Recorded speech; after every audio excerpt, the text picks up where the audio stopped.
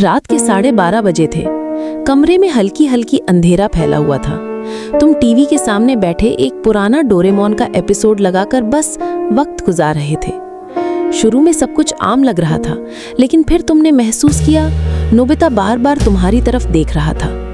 पहले ये एक आम नज़र थी, जैसे वो कैमरे की तरफ देखता है, लेकिन आहिस्ता आहिस्ता वो सीधा तुम्हारी आंखों में घुरने लगा। उसका मुंह आहिस्ता आहिस्ता टेढ़ा हो गया और उसकी आंखों में एक अजीब गहरा काला रंग आ गया।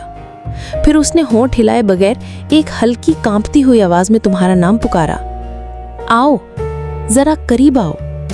तुम्हारी सांस रुक सी गई। तुमने फौरन टीवी बंद कर दिया और कमरे से बाहर निकल गए। लेकिन जैसे ही तुम हॉल में पहुंचे, तुम्हारे कमरे से हल्की हल्की सरगोशी सुनाई दी, वापस आ जाओ, मैं तुम्हें दिखाऊंगा कुछ।